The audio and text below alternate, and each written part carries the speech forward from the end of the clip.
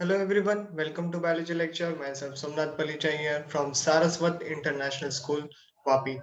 We are going to start with our new chapter of human physiology unit, that is body fluid and their circulation.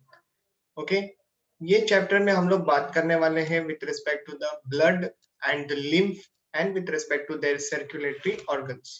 Okay, तो ये सारी बातें हम लोग यहाँ पे करेंगे. फिलहाल जैसे कि मैंने कहा कि बॉडी फ्लूइड में सबसे पहला कैटेगरी आ रहा है यहाँ पे ब्लड, तो अभी हम लोग ब्लड से डिस्क्राइब करना चालू करेंगे और फिर जैसे जैसे ब्लड रिलेटेड सारी जो चीजें हैं जैसे कि ब्लड ब्लड का कॉम्पोजिशंस, ओके, फिर ब्लड वेसल्स जिसमें हम लोग आर्टरीज वेन्स एंड कैपिलरीज को लेके बात करेंगे, फिर डिफरेंट टाइप्स ऑफ हार्ट्स को लेके बात करेंगे, लाइक लोअर ऑर्गेनिज्म से हार्ट कैसे इवॉल्व हुआ है हायर ऑर्गेनिज्म तक, ठीक है, और फिर ह्यूमन हार्ट्स के बारे में डिटेल स्टडी करेंगे. फाइन. जब ये पूरी प्रोसीजर खत्म हो जाएगी तभी हम लोग नेक्स्ट वाले सिनेरियो के पास बढ़ेंगे जो हमारे एनसीईआरटी में दिया गया है, दैट इज अ लिम्फ. तो लिम्फ से रिलेटेड भी सारी चीजें ऐसे ही सीक्वेंस में आगे लेके जाएंगे. ठीक है, तो जैसे कि पहला टॉपिक है ब्लड, तो पहले ब्लड को जान लेते हैं. It is a mobile connective tissue. क्या है ये? मोबाइल कनेक्टिव टिश्यू या फिर इसको आप कह सकते हो fluid connective tissue. Okay, so it composed of a fluid, the plasma and the cells. Okay, the blood corpuscle, ये सारी चीजें हमारे ब्लड में प्रेजेंट होती है. क्या क्या चीजें? तो blood itself is a fluid connective tissue, उसके अंदर होता है प्लाज्मा और फिर कुछ सेल्स एंड ब्लड कॉर्पस्कल, ये सारी चीजें हमारे ब्लड में होंगी. नाउ वॉल्यूम जो होता है एक नॉर्मल अडल्ट इंसान के बॉडी में ब्लड का जो वॉल्यूम होता है वो है 70 किलोग्राम ऑफ वेट का. अगर इंसान रहेगा तो 5.5 लीटर्स ब्लड होना जरूरी है. कितना वॉल्यूम दिया है? 5.5 litres of the blood. PH की अगर मैं बात करूं तो it is slightly alkaline pH जो कि 7.4 है. ओके, ये सारी वैल्यूज आपको कंपलसरी याद रखनी है क्योंकि यहाँ पे क्वेश्चंस बनाए जाते हैं और यहाँ से क्वेश्चंस आते भी हैं. ठीक है, नोट करने वाली बात क्या है? पीएच जो है आर्टरीज के अंदर ज्यादा रहेगा as compare to the pH in case of the veins. Okay, now let's talk with the composition. तो सबसे पहले ब्लड के कॉम्पोजिशन में आ रहा है प्लाज्मा. ओके, तो स्लाइटली अल्कलाइन होता है, नॉन लिविंग इंटरसेलुलर सब्सटेंस माना जाता है. ये आपको ध्यान में रखना है. Okay, very very important. What is plasma? It is a slightly alkaline non living intercellular substance जिनके पास होता है लाइक पूरे ब्लड का कॉम्पोजिशन मिला के अगर मैं बात करूं तो प्लाज्मा खाली 55% होता है और तो 45% remaining part of the blood आ जाएगा. ठीक है, तो प्लाज्मा कितना कॉम्पोजिशन रखता है? 55% पार्ट ऑफ द ब्लड. ठीक है, इसके कलर को लेके बात करें so it is a pale yellow in colour but it is a transparent and clear fluid. Okay, हल्का सा उसको पीलापन आता है, पीला कलर होता है. ओके, लेकिन it is a transparent and the clear fluid. यहाँ तक बात समझ में आ गई? Coming to the next part, plasma के कॉम्पोजिशंस के बारे में देखते हैं. मतलब 55% हमारा ब्लड का अगर प्लाज्मा है तो प्लाज्मा में क्या क्या चीजें आ रही है. ओके, तो सबसे पहला जो स्क्रीन पे आ रहा है आपके दैट इज द वाटर. तो 90% से लेके 92% हमारा जो प्लाज्मा होता है उसमें पानी होता है.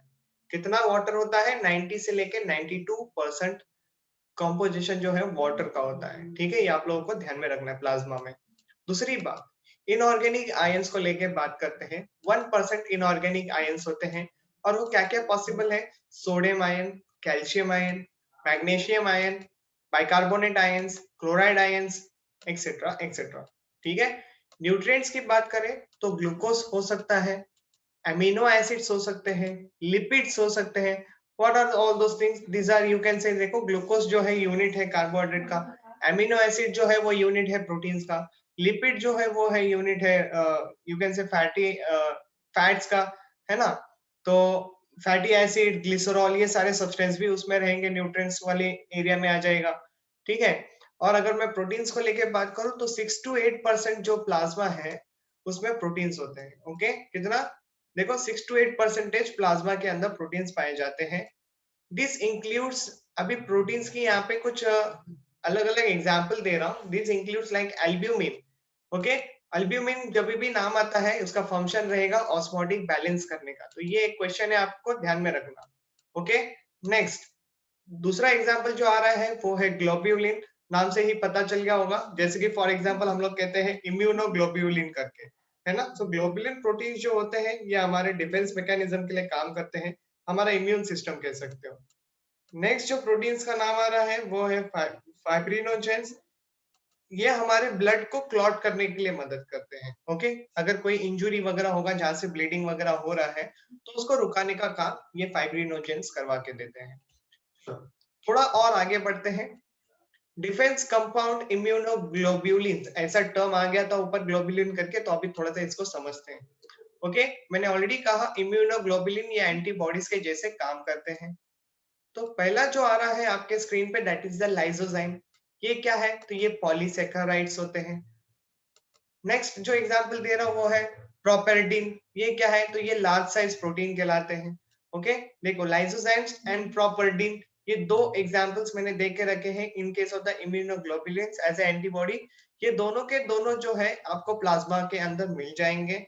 ओके, काम क्या करते हैं, डिस्ट्रॉय करते हैं बैक्टीरियाज को, वायरसेस को एंड टॉक्सिक सब्सटेंसेस को। ओके, ये आप लोगों ने यहाँ पे समझ लिया। Okay, they kills the bacteria, viruses and toxic substances को वो लोग लेस यू कैन से लेस टॉक्सिक सब्सटेंस में कन्वर्ट कर देंगे या फिर उसको रिमूव करने के लिए मदद करेंगे। नेक्स्ट जो आ रहा है यहाँ पे scenario that is the excretory substance. इसके अंदर क्या क्या चीजें आ सकती है, जैसे कि अमोनिया हो गया, यूरिया हो गया, यूरिक एसिड हो गया, क्रिटेनाइन, ओके, और क्रिटाइन, क्रिटाइन ये वाला हो गया, और क्रिटेनाइन यहाँ पे है। Okay, so this are all you can say waste products, okay, जिनको बॉडी में नहीं रहना है, फिर भी ये सारी चीजें हमको प्लाज्मा में दिखती है। Other than this what we can have dissolve gases like carbon dioxide and oxygen, right.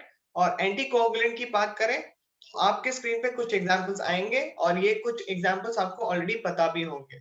Okay, तो जैसे कि कंटेन्स पॉलीसेकेराइड का एग्जांपल जो है वो है हिपैरिन। ओके, फंक्शन नाम से ही पता चल गया होगा, prevents the blood coagulation in case of the blood vessels. Okay, जो ब्लड हमारे बॉडी में रन करता है वो लिक्विड फॉर्म में रहना चाहिए, राइट, फ्लूइड फॉर्म में रहना चाहिए। तो उसको फ्लूइड फॉर्म में मेंटेन रखने के लिए हेपेरिन जो है वो काम करते हैं। चलो हार्मोन्स को लेके बात करते हैं। हमारे जो एंडोक्राइन ग्लैंड्स होते हैं, जो डक्टलेस ग्लैंड्स होते हैं, ये इनका सिक्रीशन जो होता है, हार्मोन जो सिक्रीट करते हैं, ये हार्मोन डायरेक्टली ब्लड के अंदर पोर किया जाता है। ठीक है, coming to the next part, vitamins and enzymes को लेके बात करते हैं। Different kinds of vitamins and enzymes are present in the blood plasma. Next जो आ रहा है आपके स्क्रीन पे that is the factors for the blood clotting. Okay, these are present in case of the plasma, but कौन से form में, inactive form में होते हैं। ओके, वो एक्टिव कब हो जाते हैं, देखो plasma with out clotting factor is called serum. पहले तो ये बात ध्यान में रखो कि ये यहाँ पे फैक्टर जो है, क्लॉटिंग फैक्टर्स जो मैंने लिखा है, ये पॉइंट ये मैंने लिखा है कि प्लाज्मा के अंदर वो इनएक्टिव फॉर्म में प्रेजेंट होते हैं। अगर मानो किसी तरीके से कोई इंजुरी आ जाती है तो वो इंजुरी में हमारे कुछ फैक्टर्स जो है क्लॉटिंग के वो डिस्ट्रॉय हो जाते हैं, और वही डिस्ट्रॉय पार्टिकल्स जो होते हैं हमारे लिए क्लॉटिंग फैक्टर्स को एक्टिवेट करवाने का काम कराते हैं। कैसे होगा ये सारी बातें आगे डील करेंगे, लेकिन फिलहाल के लिए सेरम का एक डेफिनेशन याद रखना। सेरम मतलब क्या, कि प्लाज्मा होगा लेकिन उसके अंदर क्लॉटिंग फैक्टर्स नहीं होंगे, तो ऐसे सब्सटेंस को हम लोग कहते हैं सेरम। ओके, ये याद रखना आप लोग, वेरी इंपॉर्टेंट पॉइंट है।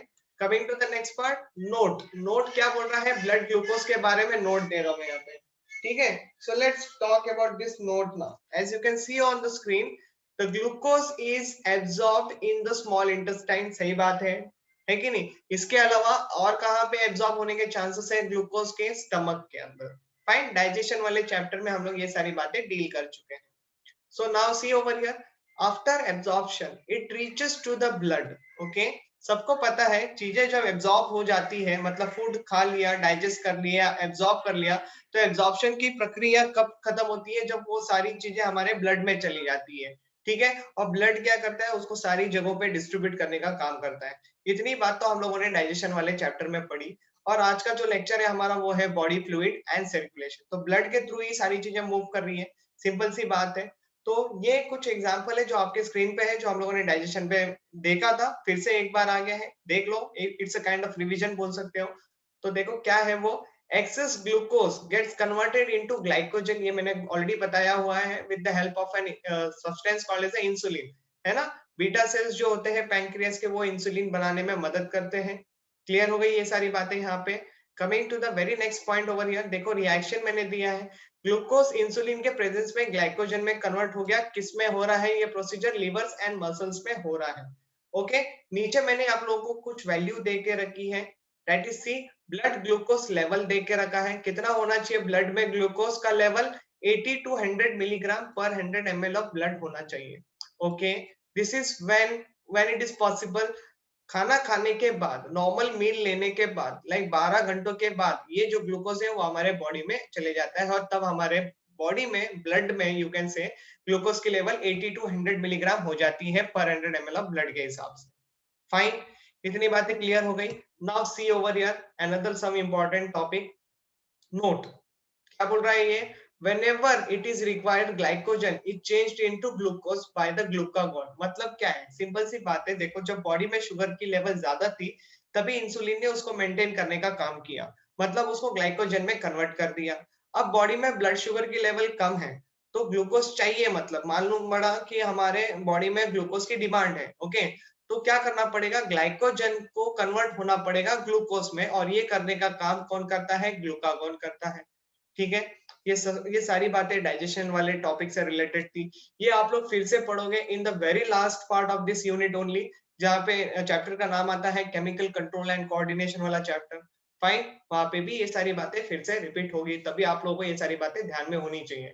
Okay, now see over here, if the blood glucose level exceed का मतलब क्या है? देखो नॉर्मल कितना है? 80 मिलीग्राम के आसपास बोला था, अब ये कितना हो गया देखो, 180 मिलीग्राम पर 100 ml ऑफ ब्लड हो गया, तो ये बहुत ज्यादा क्रॉस कर गया ना। देखो यहाँ पे कितना दिया था, 80 से 100 मिलीग्राम बोला था ना, अभी कितना हो गया है? 180 से हो गया है, 180 मिलीग्राम हो गया, मतलब क्या है? ज्यादा हो गया है कॉन्सेंट्रेशन, ओके, पर 100 ml ऑफ ब्लड के हिसाब से। तो ऐसे सिचुएशन में क्या हो जाता है, पर्सन के यूरिन में ग्लूकोज दिखने लगता है, तो हम लोग उस कंडीशन को कहते हैं ग्लूकोज यूरिया। ओके, क्या कहते हैं? Glucosuria, glucose urea. देखो यहाँ पे ठीक तरीके से पढ़ लेना इसको, see more amount of the glucose in the blood now. और ऐसे ही सिचुएशन को एक और टर्म दे दिया है, हाइपरग्लाइसेमिया। और हाइपरग्लाइसेमिया टर्म आ गया, मतलब पर्सन को क्या है? डायबिटीज मेलिटस नाम की बीमारी हो चुकी है। ठीक है, अगर बॉडी में ग्लूकोज कम है तो ऐसे कंडीशन को हम लोग बोलेंगे hypoglycaemia. Okay, very easy to understand, very easy to you can say remember also, है ना। तो नेक्स्ट वाले पार्ट के तरफ बढ़ रहा हूं, जहाँ पे टॉपिक जो चालू हो रहा है, that is the functions of the plasma proteins. So let's talk about this. देखो, प्लाज्मा के बारे में सारी चीजें देखी, अभी प्लाज्मा प्रोटीन के फंक्शंस के रिस्पेक्ट में बात करते हैं। तो जैसे कि प्रोटीन्स के कुछ फंक्शंस तो मैंने ऑलरेडी बता दिए, जैसे कि प्रिवेंशन ऑफ ब्लड लॉस, यानी ब्लड को क्लॉट करना। तो क्लॉट करने की जब भी बात आएगी, दिमाग में हमेशा याद रखना कि फाइब्रिनोजेन एंड प्रोथ्रोम्बिन जैसे सब्सटेंसेस मदद करके देते हैं। कौन मदद करता है? फाइब्रिनोजेन नाम का प्रोटीन एंड प्रोथ्रोम्बिन नाम का प्रोटीन मदद करता है। क्या मदद करता है? तो हमारे ब्लड को क्लॉट करने का काम करता है। ठीक है, दूसरी जो एग्जांपल आपके स्क्रीन पे आ रही है, that is the retention of fluid in the blood, very very important. Okay, तो एल्ब्यूमिन्स एंड ग्लोब्यूलिन्स जो होते हैं प्रोटीन्स, ये हमारे बॉडी में, मतलब हमारे बॉडी के ब्लड में वाटर को रिटेन करने का काम करते हैं, और ये जरूरी भी है क्योंकि मेजोरिटी पार्ट हमारे ब्लड का जो है वो वाटर कंटेंट है। ठीक है, नेक्स्ट बात जो आ रही है वो है बॉडी इम्यूनिटी को लेके। तो ग्लोब्यूलिन जो होते हैं, they also called as immunoglobulins, क्योंकि उनका दूसरा नाम ग्लाइकोप्रोटीन भी है। Okay, they act as antibody in the blood and tissue fluid. अब एंटीबॉडी बोल दिया तो बाबा तुमको नाम तो पता ही है, लेकिन हमेशा एक बात जरूर याद रखना, ऑल द एंटीबॉडीज आर इम्यूनोग्लोब्यूलिन्स। क्या बोल रहा हूं? ऑल एंटीबॉडीज आर इम्यूनोग्लोबुलिन्स, लेकिन हर इम्यूनोग्लोबुलिन एंटीबॉडी होगा ये जरूरी नहीं है।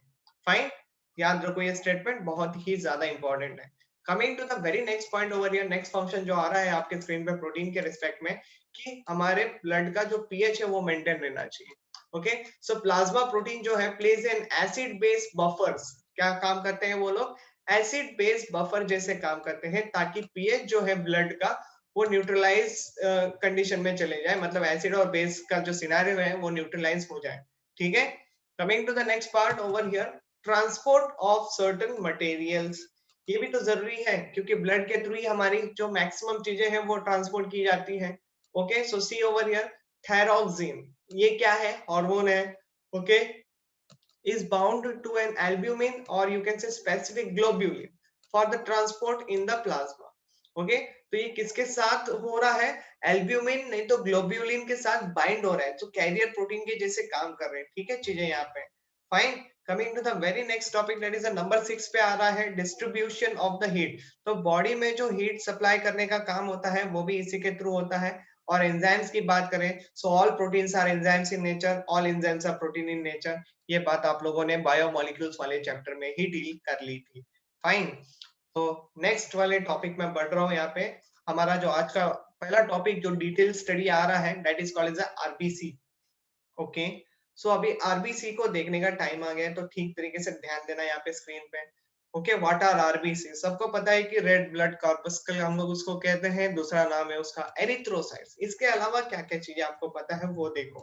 ओके, मैमल्स की अगर मैं बात करूं तो हमारे मैच्योर आरबीसीज के अंदर न्यूक्लियस नहीं होता। ओके, मैच्योर आरबीसी के अंदर न्यूक्लियस नहीं होता। जो भी न्यूक्लियस की जो स्पेस होती थी आरबीसी में, एक बार आरबीसी मैच्योर हो जाता है, न्यूक्लियस मर जाता है, तो उस एरिया को कौन ले लेता है? मतलब जो न्यूक्लियस की ओरिजिनल पोजीशन है वो कौन ले लेता है? हीमोग्लोबिन ले लेता है। क्यों? ताकि वो ज्यादा से ज्यादा अमाउंट में हीमोग्लोबिन जो है ऑक्सीजन के साथ बाइंडिंग करे और मैक्सिमम अमाउंट में ऑक्सीजन जो है बॉडी को सप्लाई कर सके।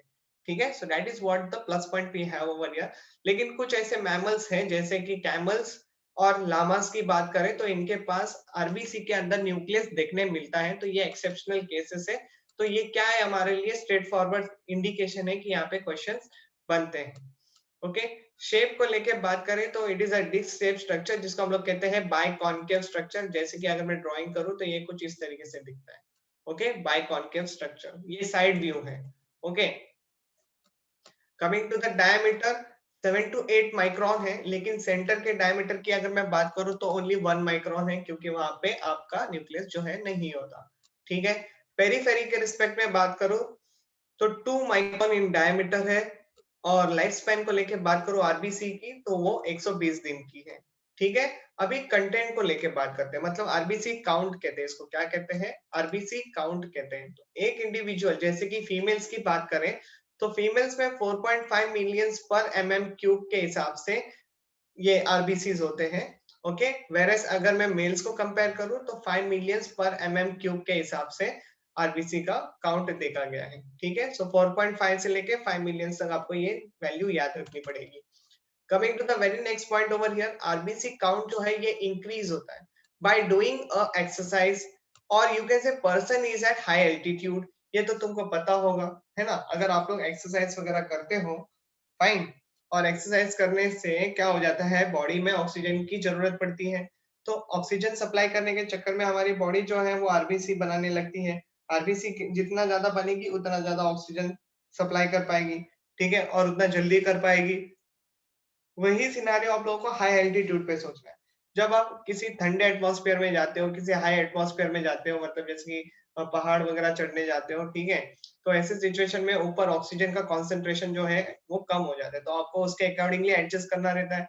तो आपकी बॉडी क्या होती है, इनिशियल लेवल पे आपको जल्दी से थकान वगैरह लगेगी, आप हाफने लगोगे, लेकिन थोड़ी देर बाद आप लोग नॉर्मल भी फील करोगे। क्यों? पता है, क्योंकि आपके बॉडी ने जो है एरिथ्रोपोएसिस का प्रोसेस कर दिया है। Okay, what is an erythropoiesis process? That means production of RBC. कैसे होता है? तो देखो, एरिथ्रोपोएटिन नाम के सब्सटेंस की जरूरत होती है जो हमारी किडनी रिलीज करती है। Okay, erythropoietin substance which is release from the kidney, it stimulated the red bone marrow। Okay, हमारे रेड बोन मैरो को स्टिमुलेट कर रही है सो दैट हम आरबीसी जो है वो बना सके। ओके, और इस प्रोसेस को कहा जाता है एरिथ्रोपोएसिस प्रोसेस।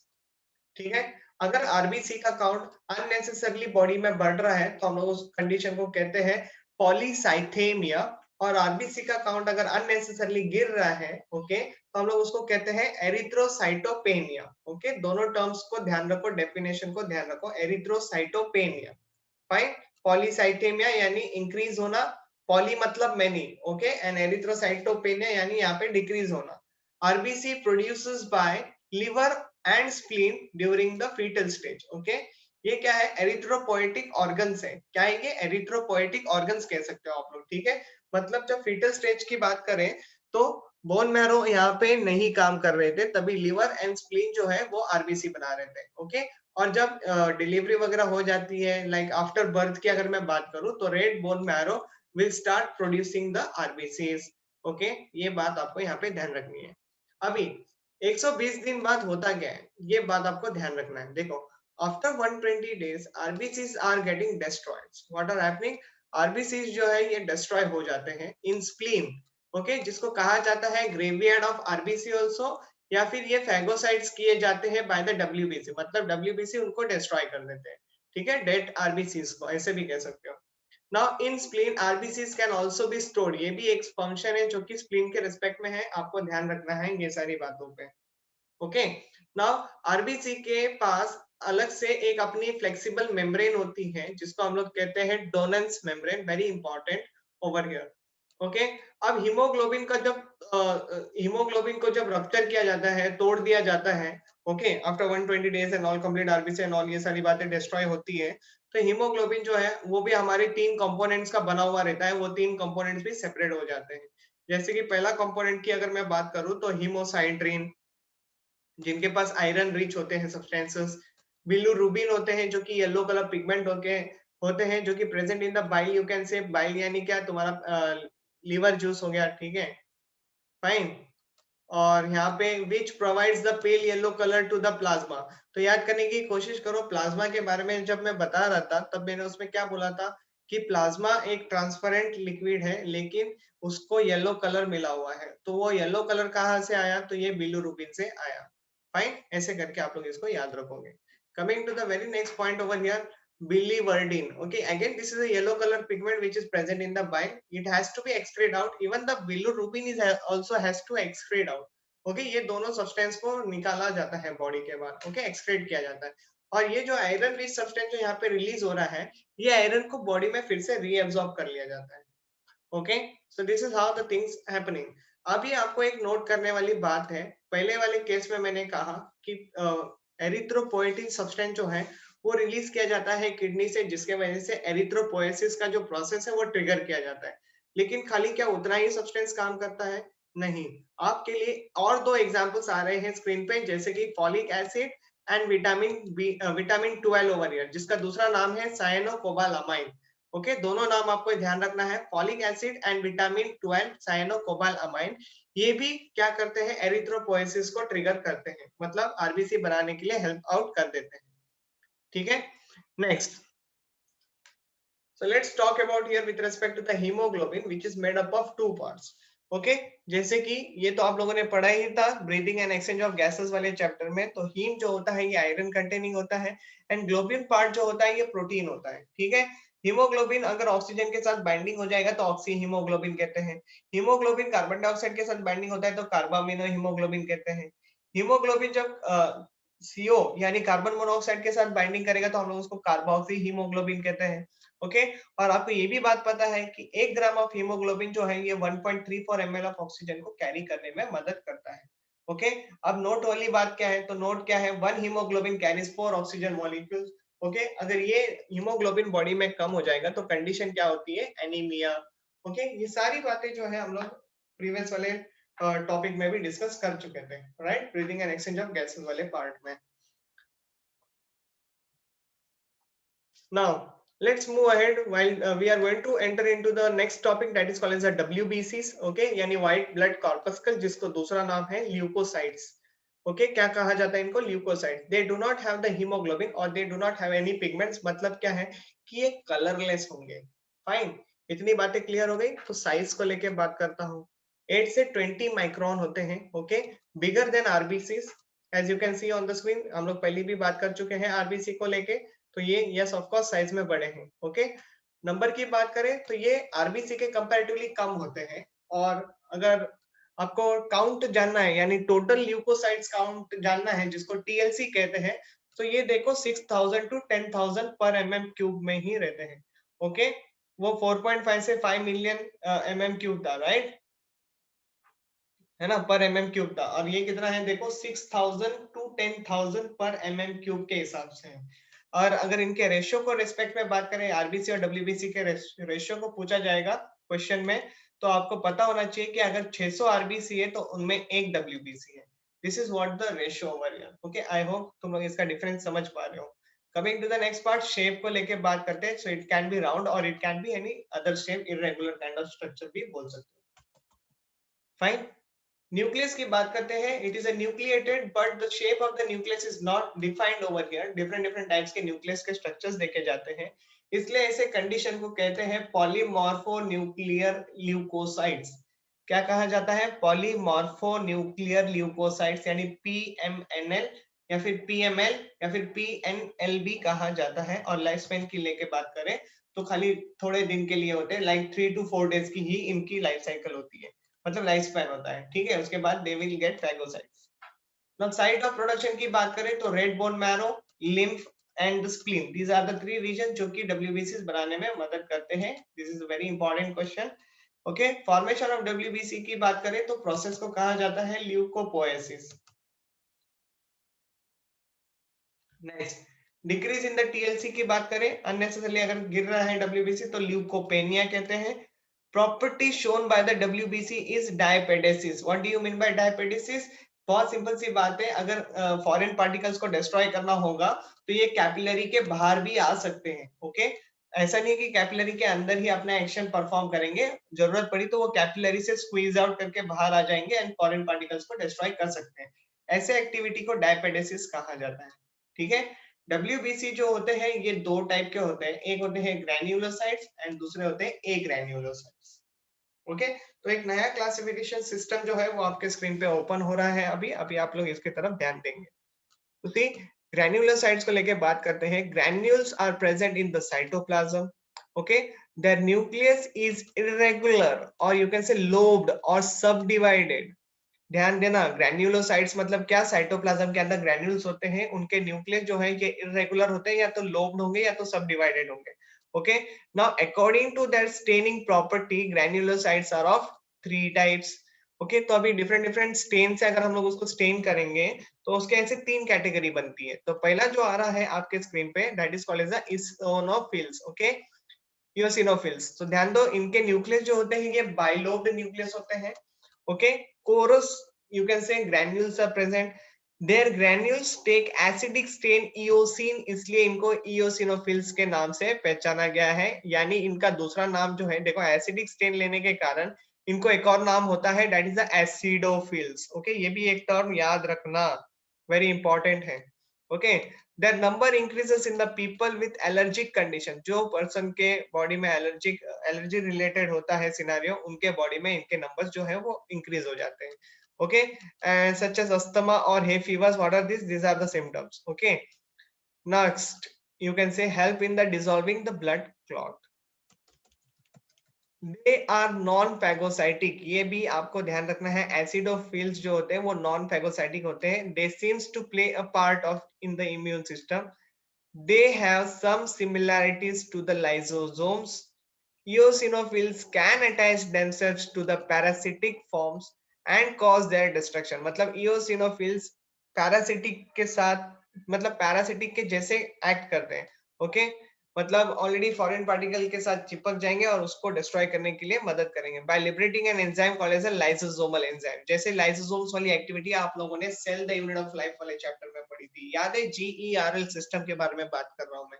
ठीक है, अगर याद नहीं होगा तो एक बार वीडियो लेक्चर गो थ्रू कर लेना। Cell the unit of life में जीईआरएल सिस्टम को एक बार देख लेना, आप लोगों को समझ जाएगा कि मैं क्या बता रहा था यहाँ पे। ठीक है, मतलब इन case of like primary lysosome, secondary lysosome, tertiary lysosome, ये सारी बातें हम लोगों ने की थी। ओके, इओसिनोफिल्स जो होते हैं 2 to 3% ऑफ ल्यूकोसाइट्स के ही होते हैं। ओके, कितना होता है content? 2 to 3% they are leucocytes. Okay, मतलब ओनली डब्ल्यूबीसी के 2 से 3% ही ये लोग इतना होते हैं। बेसोफिल्स को लेके बात करें, the nucleus is usually 3 lobed. Okay, या फिर ट्राइलोब्ड भी कहते हैं। They have less number of coarse granules. They can stain by the basic stain. Example है मिथिलीन ब्लू। ओके, कौन सा स्टेन है यहाँ पे? मिथिलीन ब्लू एग्जांपल है। They release an substance called as heparin या फिर सेरोटोनिन या फिर हिस्टामाइन। ओके, क्या क्या सब्सटेंस रिलीज कर सकते हैं वो लोग? Heparin, serotonin, histamine. Okay, they are probable like mast cell, मतलब मास्ट सेल जो है वो रिस्पॉन्सिबल होता है सिक्रेट करने के लिए heparin, serotonin and histamine. Of the connective tissue, जो आप लोगों ने स्ट्रक्चरल ऑर्गेनाइजेशन इन एनिमल्स में लूज कनेक्टिव टिश्यू के बारे में जब पढ़ा था, तभी ये सारी बातें मैंने वहां पे डिस्कस की थी। Okay, basophils are the least, that is 0.1% ही होते हैं। Okay, coming to the next, बात करते हैं न्यूट्रोफिल्स को लेके। So what are neutrophils now? They nucleus is many lobed, मतलब बहुत ज्यादा lobed होते हैं, fine granules उनके पास देखने मिलेंगे। They can stain by the weak stain like both acidic as well as basic stains के साथ उनको stain किया जा सकता है। Neutrophils are most numerous of all leukocytes, okay, सबसे ज्यादा यही पाए जाते हैं। Certain neutrophils जो होते हैं females mammals में possesses a small spherical lobe attached to their nucleus by a stalk.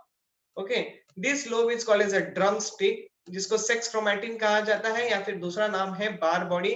Bar body again हम लोगों ने cell the unit of life वाले चैप्टर में पढ़ा था, जो कि एक्स क्रोमोसोम के साथ लिंक्ड होता है। तो ये रहा नीचे मेंशन किया गया है एक्स क्रोमोसोम, यानी एक एक्स क्रोमोसोम फंक्शनल रहता है और दूसरा एक्स क्रोमोसोम जो है वो नॉन फंक्शनल रहेगा उतने टाइम पीरियड के लिए। Okay, so drum stick, why the name called as a drum stick? Because see it is a is drumstick is formed by the transformation of an X chromosome. Okay, और ये बार body जो है वो नाम क्यों दिया? क्योंकि बार जो है ये नेम ऑफ द साइंटिस्ट है।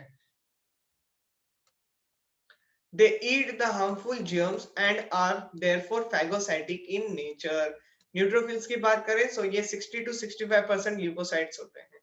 ओके, नाउ ग्रैन्युलोसाइट समझने के बाद आपको समझना है अभी ए granulocytes.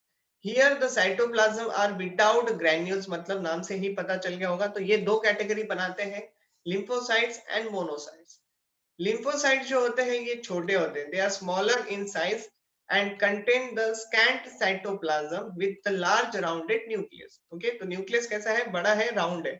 They are non motile and non phagocytic in nature, but they produce antibodies to destroy microbes, and their toxin reject the graft and kills the tumor cells. Also helps in healing of injuries. Lymphocytes exist in two major groups, जैसे कि B lymphocytes and T lymphocytes के formation में रहते हैं। तो lymphocyte जो है ये हमारे ल्यूकोसाइट्स के 20 to 25% अमाउंट में प्रेजेंट रहते हैं। और मोनोसाइट्स की बात करें तो ये लार्जेस्ट होते हैं of all types of the leucocytes and some what amoeboid in structure. Okay, they have the cytoplasm, the nucleus is bean shaped structure, they are motile and phagocytic in nature. Okay, means they can engulf a bacteria and cellular debris. Debris यानी क्या होता है? तो dead cells होते हैं। Okay, generally they change into macrophages after entering the tissue spaces and monocytes are 2 to 10% of the leukocytes. So I think मैंने आप लोगों के लिए यहाँ पे डायग्राम रखा होगा, मैं आपको डायग्राम दिखा देता हूँ सबसे पहले। So ये रहा diagram. Yes, human blood corpuscle के डायग्राम्स आपके स्क्रीन पे हैं। देखो, इओसिनोफिल्स बाइलोब्ड स्ट्रक्चर है, उसके अंदर ग्रैन्यूल्स आपको देखने को मिल रहे हैं, बेसोफिल्स है यहाँ पे। फाइन, ट्राइलोब स्ट्रक्चर आप लोग देख रहे हो, और ये न्यूट्रोफिल्स मल्टीलोब स्ट्रक्चर्स आप लोग यहाँ पे देख पा रहे हो। Okay, this is the side view of the RBC erythrocytes and this is the top view you can से, और सरफेस व्यू भी कह सकते हैं। Fine, this is RBC. दूसरी बात ये रहे ग्रैन्युलर ए ग्रैन्युलोसाइट्स, नीचे वाले जो थे वो ग्रैन्युलोसाइट्स है, like eosinophil, basophils and neutrophils. ऊपर वाला जो है वो ए ग्रैन्युलोसाइट्स है, जहाँ पे T lymphocytes and B lymphocytes वाला सिनेरियो देखने मिलता है। Okay, as you can see the nucleus is very larger in size over here, monocytes, है ना। तो अभी हमारा जो टॉपिक पेंडिंग है वो है with respect to the platelets. So let's talk about the platelets now.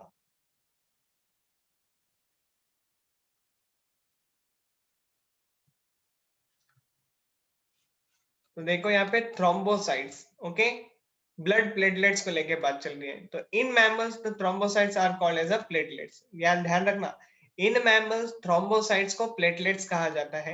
Number के रिस्पेक्ट में बात करें, they are fewer than RBC and more than WBC. Okay, blood normally contains 1,50,000 to 3,50,000 mm³ of the platelets of the blood. Okay, और increase अगर हो जाएगा तो उनको बोलेंगे थ्रोम्बोसाइटोसिस, और डिक्रीज हो जाएगा थ्रोम्बोसाइटोपेनिया। स्ट्रक्चर की बात करें तो blood platelets are really cell fragments rather than true cells. तो वो फ्रैगमेंट्स होते हैं, एक्चुअल सेल भी नहीं होते, तो फ्रैगमेंट्स ऑफ द सेल्स कह सकते हो। ओके, दे आर राउंडेड और oval disc like bodies as you had already seen in the diagram. Okay, next size को लेके बात करें, platelets are 2 to 3 micrometre in diameter. Okay, thus they are much smaller than that of the, you can say, red and the white blood corpuscles. Colour की बात करूं तो platelets are colourless, और structure की बात करूं they are flat and non nucleated structure, and these are actually the fragments of the cell जो already बात हो चुकी है। So they are simply bits of protoplasm bounded by the membrane and contain few cell organelles and secretory granules in the cytoplasm. और कुछ है यहाँ पे तो देख लेते हैं, और यहाँ पे हमारा जो लेक्चर है वो एंड हो जाएगा। Fine, yes, they have the group of basophilic granules in the center which give the appearance of the nucleus. Formation: platelets are formed from the megakaryocytes, large cells of the bone marrow. Okay, very important statement, ये ध्यान रखना है आपको। large cells of the bone marrow जिनको megakaryocytes कहा जाता है, इनके थ्रू हमारे प्लेटलेट जो है वो बने रहते हैं। Formations of the thrombocytes are called as a thrombopoiesis. Life span की बात करें, normal week, okay, normal life span of the blood platelets is about a week. Okay, function की बात करें, so when an injury is caused, the blood platelets release a certain chemicals. Okay, ये जो blood platelets बोले ना, जो वो injured blood platelets होते हैं, वही एक केमिकल को रिलीज करते हैं जिनको कहा जाता है प्लेटलेट फैक्टर्स, यानी थ्रोम्बोप्लास्टिन करके रिलीज होता है सब्सटेंस। ओके, और ये थ्रोम्बोप्लास्टिन जो है हेल्प करता है क्लॉटिंग ऑफ द ब्लड में। ओके, तो ब्लड क्लॉटिंग के लिए ये मदद करते हैं। फाइन, बाकी का जो टॉपिक है ब्लड कोआगुलेशन का, वो हमारे अगले लेक्चर से स्टार्ट होगा। Till that time you can just read your NCERT text book. Okay, follow all the diagrams from the NCERT text book. मिलेंगे आपको नेक्स्ट लेक्चर से। Take care, bye bye.